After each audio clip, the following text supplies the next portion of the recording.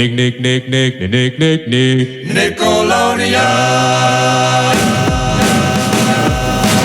From Nickelodeon Studios in Burbank, California, this is the Nickelodeon Animation Podcast.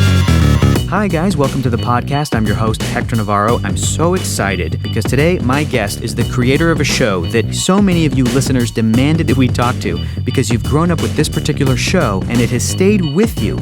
Hey Arnold first appeared in 1996 and it gave us a show that was fresh and emotional and timeless. I have so many questions and who knows, we might be able to get an exclusive on the new Hey Arnold the Jungle movie, which is premiering next year. So guys, don't worry, we were already always planning on talking to Craig Bartlett.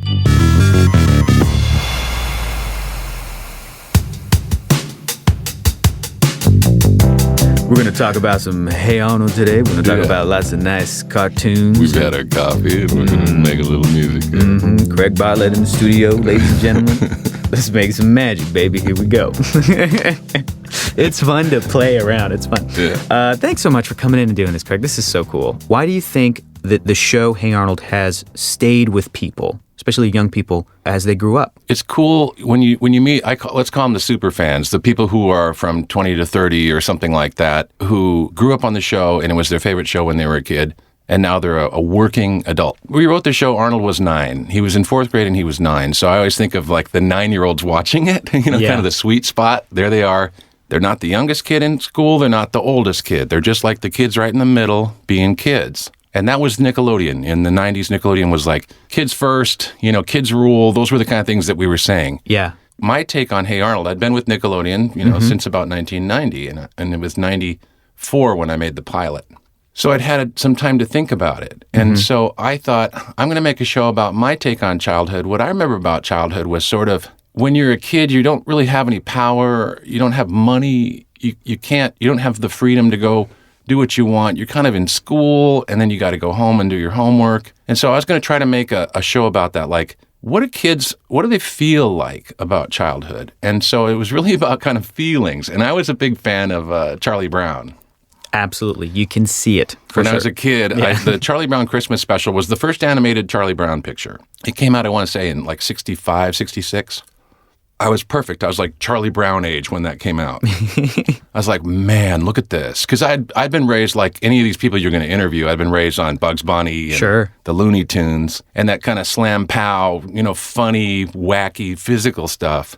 And Charlie Brown was like, no. Charlie Brown was like long, sad walks in the snow to like blue jazz music. Yeah. And I was like, man, this is cool. This is about feelings. And that show starts, the Christmas special starts. Charlie Brown's talking to Linus. They're like at that like thinking wall. Yeah. They're like leaning on that wall in the snow. And Linus is like, what's wrong with you, Charlie Brown? I was like, I don't know, I'm depressed. Even as a little Charlie Brown age kid, I was like, man, this is revolutionary. I can't believe it. This is a cartoon about feeling bad. Yeah. And it's so beautiful too. The music is gorgeous. If you look at it, it was considered at the time kind of radically minimal. The animation was minimal. Yeah.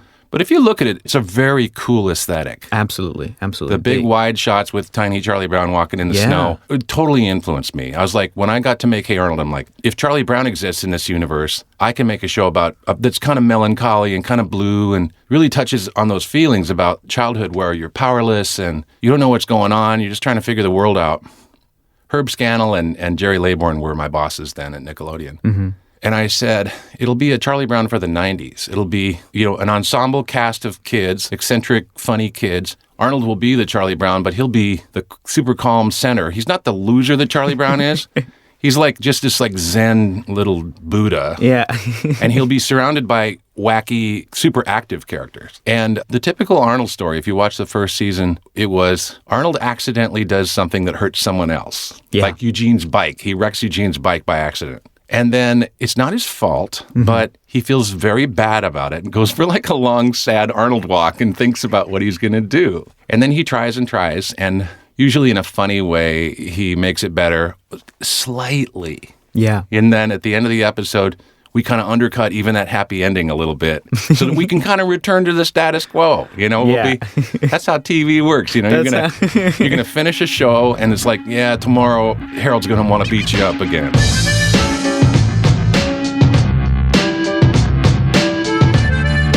When did you know this thing was going to be as big of a hit as it was? When we were making it, we never knew it would be this. Us today in 2016, this is crazy. I never knew it was going to be this.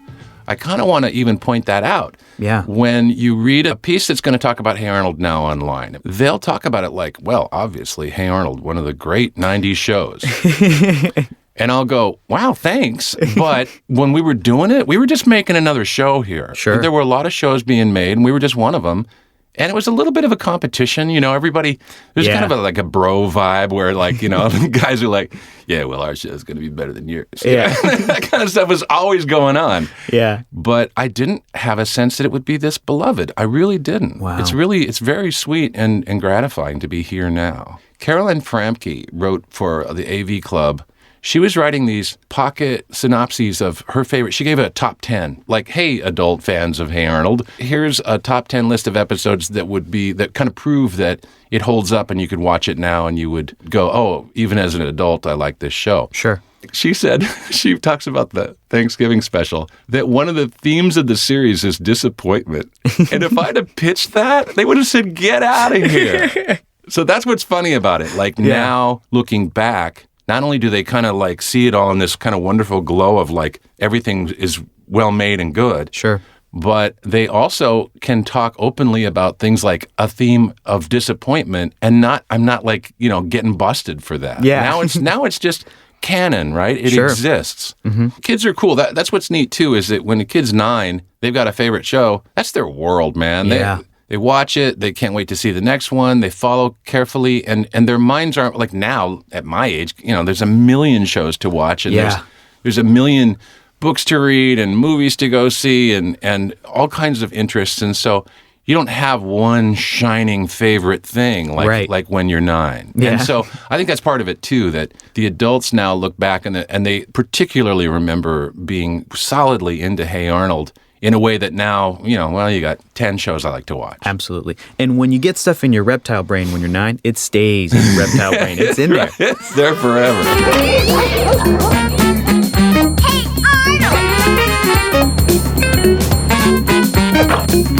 Talk to us a little bit about what your sort of idea of going into art was going to be originally and then sort of how it changed. Yeah.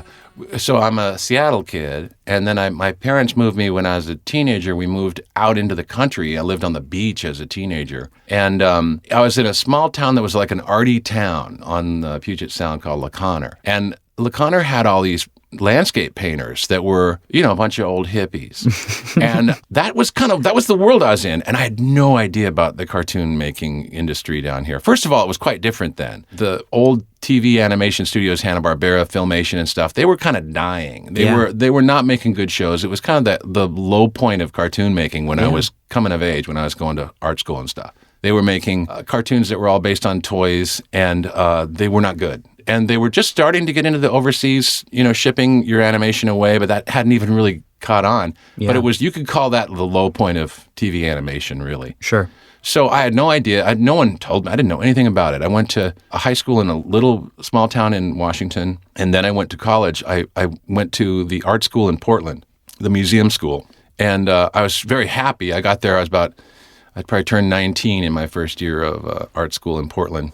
And I was like, I finally found my tribe. Oh my God, these people are more like me than the, working class town of Anacortes where I went to high school in Washington, which was an ass-kicking town when I was a kid. It was fishermen and loggers and me. Wow. I was a total oddball. So I went to Portland and went to art school. I was like, hey, I found my people. And so I started, studying painting and drawing, and still didn't know about this business down here. So I guess it was in the 4 years of art school.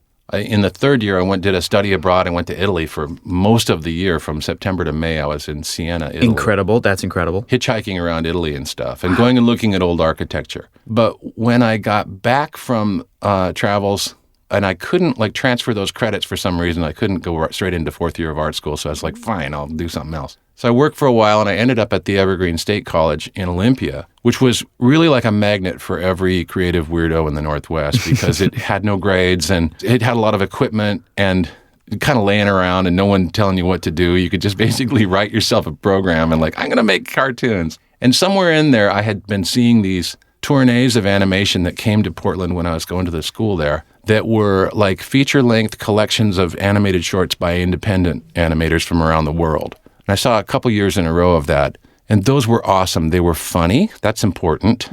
Because I was like not serious enough to be a sculptor or a painter. I felt like I just looked at how serious all that stuff was and kind of just sort of, I don't know, just kind of dry. And I was like, man, and I'm not going to be like an abstract painter. That's stupid. I wanted to do like representational art about something that was like told a story. And when I saw the animation, I was like, okay, this is weird and edgy and strange. And they had really weird experimental soundtracks and cool, weird music. And I was like, okay, maybe I can do this. Maybe I can make animation and I'll try to tell my stories through that medium. I remember a photographer in my town in Washington, kind of a mentor, and he said, if you want to make art, you got to have something to say. Yeah. What do you have to say? And he was really like, I'm just looking at your stuff from school and I'm not seeing a point of view. So that really stuck with me. Look, you got to have something to say. So I spent another year or so trying to figure out I did a bunch of comics, and it all kind of coalesced in that last year where I went to Evergreen in Olympia and took some basic animation classes and started making my first animated films. And luckily, that was technically good enough to get my first animation job, which was for Will Vinton in Portland. Great. So you've got this job and you start doing stop motion animation. Is that right? Come on. That's awesome. What a dream. Oh, what a dream. The best. And so I worked for Will for most of the 80s. Yeah. And, I got a complete filmmaking apprenticeship there. Every aspect of filmmaking. We were shooting on 35 millimeter film with cameras that shot one frame at a time. Building the sets, building the clay characters, sculpting, all this stuff. And we even got to learn how they put a film together, how we edited and stuff, because they were cutting the film on a flatbed editing table. And the editors would let you cut in your shot when it came back from the lab. They put it back up and it was out of sync. They were like, you can't do this. You had to do the exact number of frames and not get the film out of sync. So we built the film shot by shot. And you maybe would go off and work on a 5-second shot for the whole week. Picture that. You shoot a couple seconds a day. and that was a dream. And the reason I left was Pee-wee. We'd come back to the studio on Monday and go, oh my God, did you see Pee-wee's Playhouse? This happened and that happened. And to us, it was just like a dream. It was like all these different kinds of weird indie animation in 1/2 hour. You'd see that dinosaur family that lived in the mouse hole. That was stop motion. Yeah. There was an ant farm made out of little tiny paper cutout ants that would spell out like, hey, Pee-wee. There was Penny. And the king of cartoons would bring a 16 millimeter projector and set it down and run like a 30s weirdo cartoon. So there was also like early retro animation too, which was always about the funny and the weird. So I remember Will, my boss, saying, oh, Pee-wee, I can't stand that guy. It's like fingers on a blackboard. And I was like, no, I have to leave here. Yeah. It was clear to me that if I wanted to grow into whatever I was going to grow into, I had to get out of there. You got to go work for Pee-wee. So I put a reel together of my claymation, with some commercial work and stuff I had done for Will.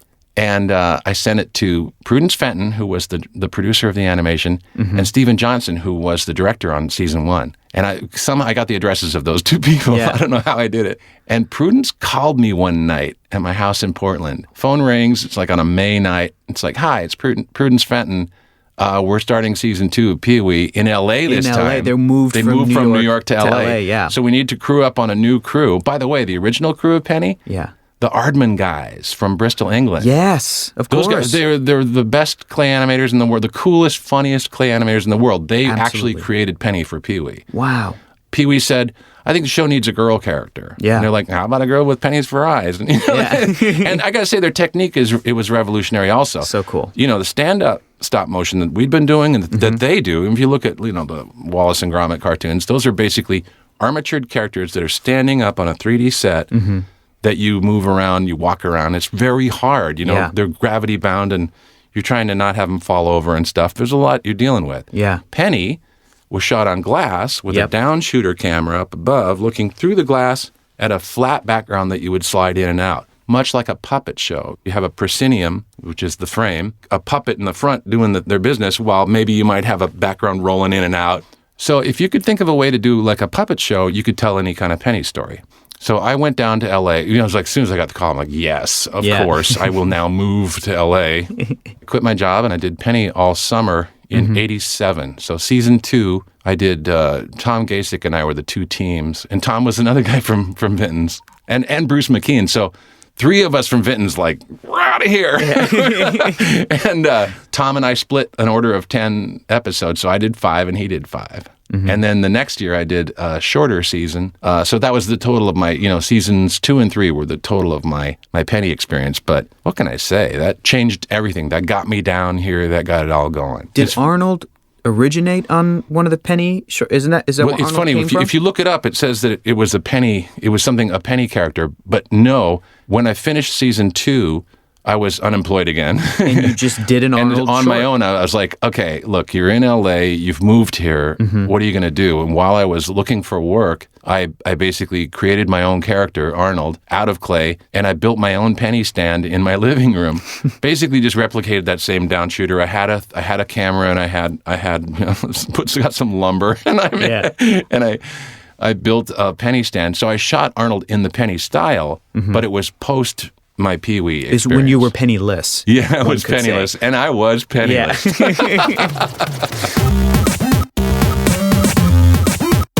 Why the football shaped head? Thanks. That's a good question. When I was doing Penny, this was a very flat medium. I called it 2.5D because it had dimension. You lit it, and you threw shadows across them and stuff. They were lit 3D characters, but they basically had kind of flat backs, and they were just like lying on the glass. And Arnold started that way too, as a claymation character. And when we were doing our building, the clay is very interesting. It's called plasticine. It's an oil-based sculpting clay that you can boil on a double boiler. You have a pot on top of a pot. It's got some water boiling under it. In a double boiler, you can melt it down to liquid. So it's very neat. And then you pour it out on wax paper on a flat table. Let it cool, and then at room temperature, it's just right. After it's been liquefied like that, it's really nice to work with. You can also put it in the freezer and make it hard as a rock. So it's a really cool technique. It's like, from hot to cold, you get it right where you want in the temperature to do your sculpting. Got it. And you also, the set lights aren't that hot. They're lower wattage than like movie sets because stop motion, you can take a long exposure. So you can, in a kind of a room temperature set, you can work on it. So I poured out my sheets of clay, and then with a little knife, I would cut out shapes to start building the characters. I was just making shapes, cutting them out. And so that's why those kind of extreme shapes, Gerald's got that sort of like cylinder, tall, and Arnold's got the football, and so on. If you look at the characters, the earliest designs were very geometric. And so I just thought it'd be really funny. I thought, what if he was really kind of low to the ground, had a really wide head and like massive hair, and his eyes were way out here? And I was kind of trying to be kind of radical when I designed Arnold. The weird asymmetry of him, where like 4 points of hair on one side and 5 on the other, and the hat's like a little off to the side. And that was all just part of me trying to make a distinctive design. Matt Groening, my brother-in-law, he told me early on, he said, an important thing about character design is to make them work even in silhouette. So if you were to see them in the dark, you'd be like, oh, there's Arnold. Yeah. There's Gerald. And I really took that to heart. And that really worked for my Charlie Brown scenario. Yes. I'll make a scene, you'll have a huge cityscape, this kind of big kind of sunset in the city, and you kind of feel that urban vibe, and you'll see a little tiny Arnold and Gerald walking along. You're like, oh, there they are. Yeah. No question. Yeah. So that's the sort of radical design helps in that way. Hey, Gerald, do you think what the other kids are saying about me is true? I mean, do you really think I'm always going around butting into other people's business? You? Are you kidding? Of course not. I mean, that's crazy. It's the stupidest thing I've ever heard. Gerald. Sorry, man. I mean, truth is, you are kind of a Badinsky. And that settles it. As of right now, I'm never giving advice to anyone ever again. You never give advice again. I'll believe it when I see it. At what point do you have an opportunity to go work at Nickelodeon? I'd moved to L.A., and I was committed. I wanted to stay here. I was like, I could tell L.A. was where it was at. L.A. was this giant magnet where people from all over the world were coming to make their cartoons. This was where things were changing. And things, change was in the air. Nickelodeon in 1990 was turning this whole thing upside down. Jerry Laybourne was like, God, why don't we make some cartoons that are about something? Why don't we make something new that is more about what it is to be a kid. She had all the right ideas, and she empowered people to make those first shows, Ren and Stimpy, Rugrats, and Doug. And I was there because Paul Germain, Rugrats was created by Arlene Klasky and Gabor Chupo and Paul Germain. Yeah. And it was because all three of them had 1-year-olds in the house. Yeah. and Arlene was like, what if there was a show about talking babies? That was the kernel. Brilliant. Paul Germain said, I know a guy, because he was, at the time, he had just come over from Gracie Films. He'd been working on the Simpson Minutes that were on Tracy Ullman's show. That's right. So he knew Matt, and that's how he knew me. And he's like, I know a guy. He's a sort of indie animation guy. You should meet him. So he brought me in to meet Gabor and Arlene. Yeah. And they said, would you like to be the story editor on Rugrats? And I'm like, I've never written a script. You've never done that before. Yeah. It's crazy. If you think about that, I've gotten some really cool breaks. That call to come down and do Pee-wee. Yep. The Will Vinton giving me my first shot animating for him in Portland. And this one, Gabor and Arlene going, do you want to be our story editor? When I had not written scripts. I mean, if somebody today said, we got a new show going, would you like to be our story editor? I've never written scripts. They'd say, get out of here. So, I mean, that's a break that's beyond. I can't even. And when people say, I'd like to get a break like you, I go, good luck. It just doesn't work that way anymore. Jackpot. Totally. And the real criteria was like, I had a 1-year-old as well. My son Matthias was one, same age as Tommy Germain, who Tommy Pickles is named after. And so, we had, and Joanne Salabaher was a writer on season 1, and he had Jeannie. Tommy, Jeannie, and Matthias were the same age. And Arlene said, great, can you type and stuff? I'm like, sure. And that was that. So that got me into Nickelodeon. It got me writing scripts. It kind of took me from stop motion and into the world of cell. I learned to storyboard that year. Wow. I directed the last episode 13, parts 1 and 2 were Graham Canyon, and it was great. Graham Canyon, I created Cynthia for that episode. Oh my gosh. Because I said, they're going to be in the back seat of the car. Angelica's going to need someone to talk to. Wow. So I had her with this Cynthia doll, which was meant to be a Barbie that she'd like love to death. Like the hair was... Before you say anything, I got to say, still to this day, I quote, if I'm upset at something, if I need a break, I still quote, take a nap, Cynthia. I'll just say that. Because I remember her throwing... She throws it down. She throws it down. She goes, take a nap, Cynthia, and throws it down into the bottom of the car. That's so funny. That's great. Hey, thanks for creating Cynthia. That's great. Thank you. Yeah, no, that was the idea that the Rugrats cartoons would be like, okay, you're a baby. What misunderstanding can you have about the universe that leads to a funny idea that can kind of keep him busy for 11 minutes? Yeah. Same with Arnold, like Pigeon Man. I remember Joe Purdy, his first episode with Pigeon Man. He comes in and I'm like, wow, what if at the end he flies away? Like he ties all the pigeons on and like harnesses them up and like, and that was one of those, that's the tail wagging the dog. Like, okay, fine. That's where we're going. Right. What'll we write that's the other 10 minutes? Yeah. Pigeon Man. Wait. None of this would have happened if I hadn't... Arnold, don't be sad. You've taught me that some people can be trusted. And I'll never forget that. Where will you go? Somewhere I can live in peace with my friends. I just hope there's another Arnold where I go next. Tell me about the pitch meeting for Hey Arnold. I love this story. That was crazy. Yeah. So I remember we got together. This would have been summer of '93. We all got together and just said, "Hey, let's create shows. 6 of us." Yeah. Which is a stupid idea. But we were like Robin Hood and his merry men. We were like, the 6 of us will go pitch. Yeah. And we put together ideas for 4 or 5 show ideas, and we went to meet with Mary Harrington, who had just really gotten permanently set up here. The studio was out on Ventura, where they were doing Rocco. So now the 4th Nicktoon, and the mandate from New York was, Mary set up out in L.A., get a studio going. We're going to do our original content from L.A. because they were a New York-based company, or still are. Right. A New York-based company, and they knew that the workforce was here in L.A. Yes. So Mary, got it going, started doing Rocco, and then was taking pitches. The word went out. So all 6 of us pile into her office one day, and she put out a big fruit plate and like lunch. And we pitched our ideas, and the typical question from an executive when we pitch was like, well, who's going to be in charge, you guys? And they go, we all will. And they just go, oh, my God. I got a headache. I can't even, what? Come on, 6 of you? That's stupid. Yeah. And, of course, it was stupid, but we were trying to be democratic. And so we pitched our ideas, and nothing. Mary's like, meh. Nothing. And we're sitting there picking at our fruit plate and kind of feeling bad, and someone said, Craig, show her your penny cartoons. Apropos of I don't even know what. She's just kind of like, what else have you got? We got, what else is in that bag?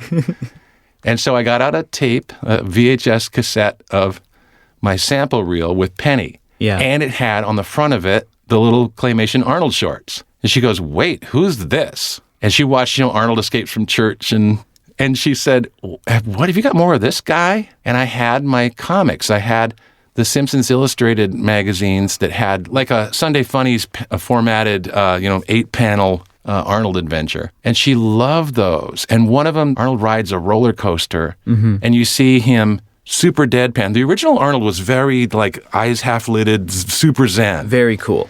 And he rides this terrifying roller coaster, and everyone's screaming, and he's just like deadpan. You see all 7 first panels of that. Then you see him walk home, and you see his house at night and the moon, and then he sits up in bed and screams. Yeah. And that drawing of him screaming, she's like, this is funny. Let's talk about this. And so when the meeting broke up and we all headed out, she kind of like cornered me in the hall and said, come back and let's talk about this Arnold guy. Yeah. And Paul Germain was like, we went to lunch. We went and got pizza after that. Yeah. And Paul said, mark my words, this is going to be a show. Yep. You just sold the show. And he was right. The pitch was, Arnold lives in a boarding house with his grandparents and these eccentric boarders under a freeway overpass. And it'll be urban, it'll be the city, and that's how it started. So many cartoons feature suburbs, and they feature sort of different locations. And I think that a lot of city kids loved Hey Arnold for that reason. Where did that idea come from? Isn't that great? Yeah. I love that because I agree. I feel like the kind of like Insta suburb of cartoons is like, it's not very imaginative. It's like, really, you're just going to show like a kind of it's like it's making fun of sitcoms. Definitely. But that just sort of like continues a sort of a boring thing to me. And I wanted to be really site specific. And when I was coming of age, and not when I was a child, it was pretty suburban in Seattle. It wasn't that urban. But when I was coming of age and a teenager and starting to get ready to go to art school, and then I lived in Portland. So my transition as a teenager in Seattle and then moving to Portland was I was kind of walking around with a camera, taking pictures of weird old buildings. Yeah. That was my thing. And Portland has a neighborhood of Victorian row houses with a freeway, a bridge over it, where the Fremont Bridge comes down into Northwest Portland. Wow. That was like, I remember looking at that going, what a cool setting for a show. I mean, just like, what if there was a kid that lived in like an attic in one of those Victorians under this freeway? And it's great. It implies so much. It kind of suggests that their neighborhood is forgotten, kind of passed over, literally overpassed. Yeah. And like something more modern is somewhere else and everyone's going there. And this little forgotten neighborhood sits under the freeway. And the other thing about that too, because, I'd been studying art and trying to be a painter. And so I was very interested in setting. And I'm a big fan of architecture. I thought, this is so cool because it's beautiful. Photography is like you photograph something ugly and you frame it and you make it beautiful.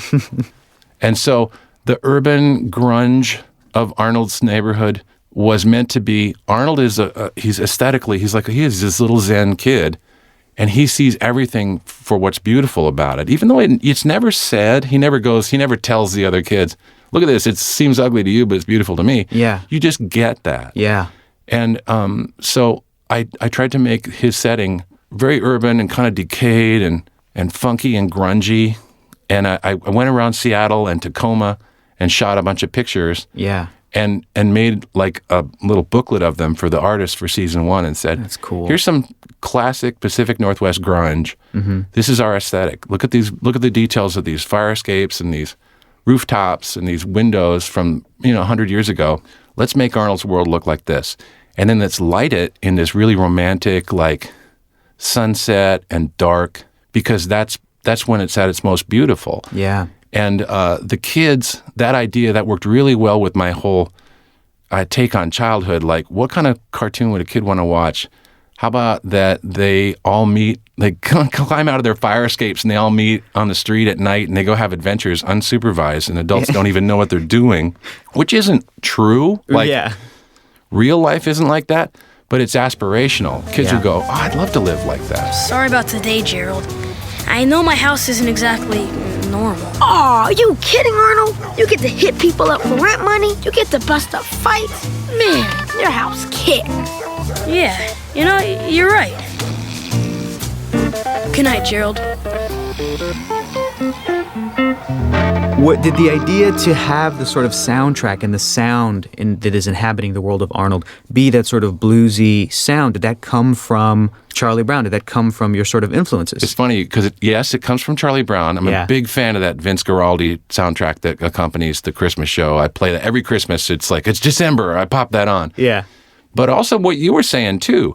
Like, I thought, okay, let's make this more what a modern American kid is experiencing. Charlie Brown is even pretty suburban, and you don't get into the architecture at all. They're either walking on a really minimal, like, grassy field, or they're in a minimal house. And so the setting is again, very generic. And I thought, let's be really site-specific and make it urban because it's what it's like. So many kids are living in cities.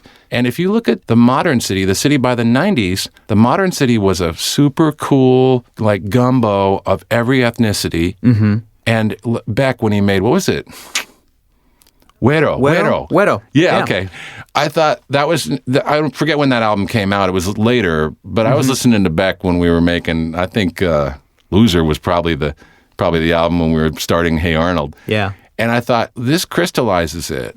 He's taking those urban sounds, and he's just like a LA kid, and he's taken these kind of like hip hop beats, and you can feel all the cultures coming together. And the point being, you're in the parking lot of a 7-Eleven in LA, and a guy drives by, and he's playing one kind of music, and then some other culture, you hear some other sound, and it's all kind of blending. And I really think that's where the best 90s music was coming from. It was like, you just can't help it. You're just being surrounded by all these influences. And I talked to Jim Lang about that. I said, look, we love jazz. I was really listening to a lot of Miles Davis then. And I said, we love jazz. Arnold is going to be jazzy, but it won't be Vince Guaraldi jazz, which was piano, bass, drums.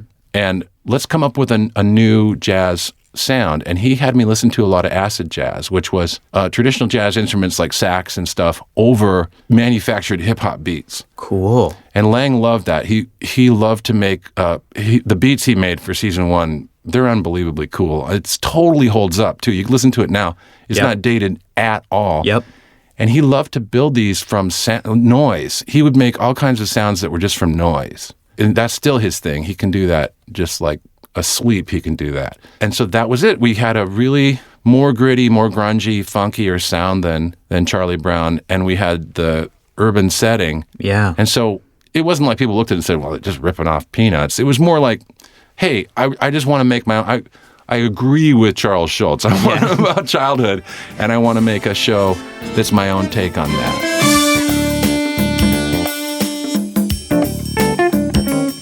Helga Pataki. Where did the idea of her having this crush on Arnold come from? Because it's so brilliant. It's so smart. Yeah, thank you. Helga took over the show. She hijacked the whole friggin' show. And Helga, when I pitched the show, I said, look, she hates him, but she secretly loves him. That'll be fun. Any kid can relate to that. But even more importantly, because I was trying to answer that question of who is Arnold? And they're like, come on. And I was like, well, he's kind of weird and cool. And like, weird, I don't know. You know, we're like, no, it's good weird. You'll love it. Yeah. They're like, well, how? How are kids going to like this guy? I said, listen, Helga will tell us. She will get out that locket and monologue about him, and she'll say how awesome he is over and over, and kids will buy it. They'll go, Helga loves him. He must be great. Yeah. And so it worked.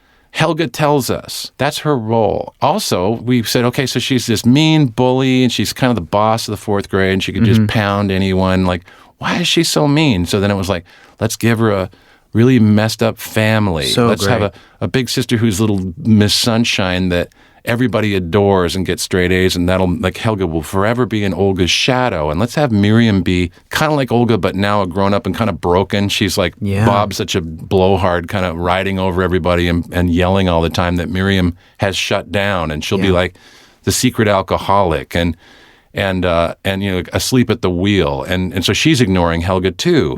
And Big Bob is, he's a huge egomaniacal, loud, salesman. And so you get, Helga learned how to be tough and loud and bossy from her dad. And he doesn't love her enough either. The two parents and Olga are kind of narcissists who aren't paying attention to her. Season after season of this. And she's creative, she's talented, she's poetic. Yeah. She is a natural leader. But she's got this fatal flaw of forever shooting off her mouth and being mean to people. And so it's like karma, too. Like from the very first episodes, Arnold's hat, she steals the hat and then, she gets in all this trouble. She'll act out, say what everyone would say if they were that intense. Yeah. And then she'll get kind of punished for it, and we'll get a good laugh out of her karma paying her back for being mean. Yeah. So she just like emerged as this leading character. Also, you can't give enough credit to Francesca Smith, who, 9-year-old genius who came in to read for her. And I remember sitting in the booth like this, on one side of the glass, and I had the little, script side for Helga in front of me, and I was looking down at it, and this girl starts doing it, just like yelling and just like tearing it up. And I looked through the glass like, who's that? This teeny kid. Like he'd come up to your knee. And she had really long hair, and she used to wear these kind of like Laura Ashley, like long dresses, and just looked like a little doll. You're like, what? She was like, completely like ferocious. Yeah. Instantly terrifying was the term. Oh, my beloved, what havoc have I wrought, tampering with the laws of nature. I must right this terrible and grievous wrong and restore to you that which makes you the Arnold I worship and adore. I must retrieve your precious hat and restore it to your most hallowed brow. Out of my way, fat boy! Hey Arnold, the Jungle movie. Yeah. We know that it's coming. Yeah. We know that we're going to see it next year. We're in production, folks. We're recording it. We're cutting the tracks. We're drawing it. We're going. We're making the movie. Oh my gosh, that's so exciting. What can you tell fans of the show about this project that they've been waiting for? Well, it's so funny because for the longest time, when I would post stuff about it that was kind of teasing it, they just wanted details. Yeah. And I get that. Of course you want to know. But we can't do real spoilers because then you wouldn't enjoy it as much when you see it. The plan is we're going to come out with it around Thanksgiving 2017. So we're about a year and a half out, which is great because we need all that time to make this thing. It's been a blast. I can't believe how fun it's been to bring back so many of the cast. Most of the adults have returned. 2001 was when we last recorded, so 15 years ago. Yeah. And in that time, some people aren't even with us anymore. So we've had to replace some people. The boys' voices broke. Yeah. And so I seriously could not bring back Arnold and Gerald, but and many of the other boys. What's cool about that is we're bringing those actors back to play like some of the characters in the movie. And so I love that. I love things coming full circle. There's it's a very meta script where we check a bunch of boxes, man. I'll just say in movie one, that's 2-hour-long movie, so it's 2 hours. As everyone knows, the series ended in a cliffhanger on purpose, which I regretted for about a decade because I was really trying to make that Jungle movie. It was in development over at Paramount with Nickelodeon and Paramount. And the Arnold Saves the Neighborhood story, which started as a TV movie and became Hey Arnold the movie, was released in the summer of 2002. Did not make enough money in its opening weekend. Was just completely clobbered by much bigger movies that came out that same weekend. And that was the end of the series. And I said, wait a minute, you guys, we made the journal. The last episode of Hey Arnold was the hour-long journal, which was intended from the get-go to be a prequel that set up the Jungle movie and leaves in a giant cliffhanger in which Arnold finds his dad's handwritten map. And so Arnold now is armed with his dad's map and is supposed to go find his lost parents. Yeah, I'm getting chills right now. I'm getting chills, Craig. And I really felt irresponsible when the whole thing got canceled. I thought, oh my God, I purposefully put that scene in where he finds the map and we end on a cliffhanger and Jim's music goes dun dun dun dun dun. Yeah. Like it ends on like a suspended note. On purpose, like, okay, you got to make the Jungle movie. Sure. And they said, no, we don't. Yeah. Your first movie didn't make enough money, and bro. And then you looked and you're like, I accidentally crushed a bunch of kids. I crushed them emotionally there. And then for the last 15 years, I've read the, impassioned, words of all these fans. The first movie, Arnold Saves the Neighborhood, Helga tells it, we'd made 100 half hours of Hey Arnold, and it was like, come on, what would the story be? Of course, Helga tells Arnold that she loves him. Yeah. And we'll make it as dramatic as possible. The stakes are huge, and they're trying to save the neighborhood, and there's a ticking clock, and then in the morning the bulldozers are going to knock down the neighborhood, but she's up on the roof in the storm going, I love you, I've loved you my whole life, ever since I first laid eyes on your stupid football. So that scene, 5 years we've been waiting to write that scene. And so the Jungle movie was intended, even then and now, was intended to be a chance for Arnold to tell Helga how he feels. And so we pick up the story where we left off, and that is what I promise will all happen in the Jungle movie, which comes out next fall. I can't wait. Even as a fan, as you're speaking, I almost want to jump up and be like, but don't tell me. I'll wait until it comes out. Don't tell me. But I want to know, but I don't want to know. Absolutely. It's right there. Exactly. Right. Yeah. And everyone's just going to have that. All I can say is that instant gratification, not good. You need, for true gratification, you need to wait. A map!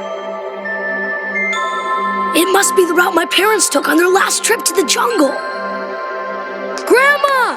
Grandpa! You have to see this! I found a map!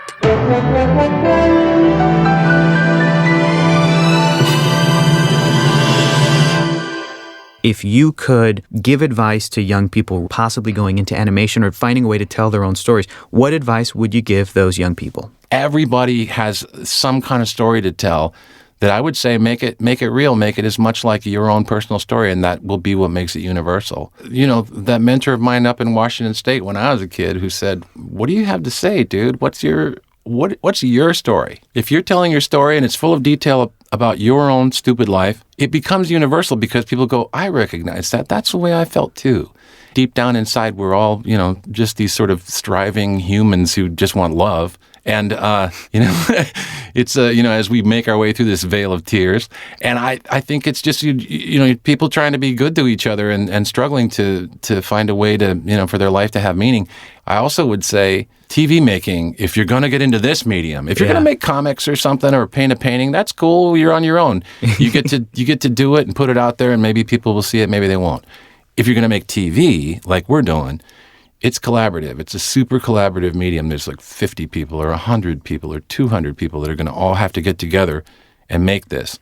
So you got to learn how to get along. You have to actually have a little bit of charm, a little bit of kindness. You got to work with people. And there are the top 1% of the artists in this business who are so talented they don't even have to get along. They can just be jerks. And people still need what they do. But the rest of us, including me, are not that talented. And you have to have a little, you have to kind of schmooze it and do a little charm. Yeah. So I would say, work on that too. As you try to come and get your first job and you do those interviews and stuff and you learn to pitch, learn to kind of schmooze it up. Be nice. Couldn't have said it better myself, Craig. I feel like guys and girls who grew up with Hey Arnold definitely felt like a little charm and a little kindness goes a long way. So thank you so much for talking to us today, Craig. This has been awesome. Thanks so much. Thank you. I had a blast. Great. Da-da-da-da-da-da. Well, I hope that you guys enjoyed my conversation with Craig Bartlett as much as I did. You're not going to want to miss an upcoming episode of the podcast, so subscribe to us on all of your various platforms, wherever you get your podcast, and you can maybe leave a review if you want. Please, please, please, guys, visit nickanimationpodcast.com for more episodes and tons of bonus content like behind-the-scenes material from the upcoming Hey Arnold movie. Are you kidding me? Thanks to the awesome crew who puts this podcast together.